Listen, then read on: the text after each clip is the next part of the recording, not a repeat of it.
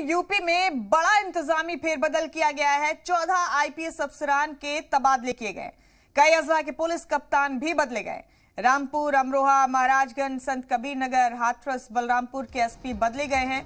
विकास वैद्य को एसपी हाथरस बना दिए गए। वहीं अतुल शर्मा को एसपी चित्रकूट बना दिए गए। धवल जायसवाल को एसपी कुशीनगर, विनीत जायसवाल की एसपी अमरोहा के तौर पर तैनाती कर दी गई है।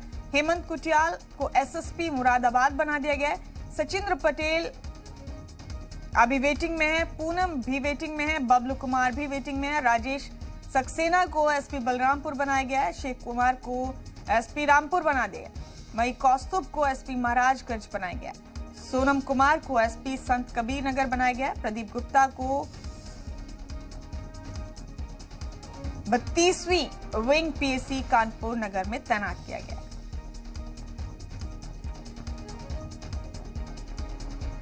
तो बड़े पैमाने पर इंतजामिया फेरबदल किया गया है। यूपी में करीब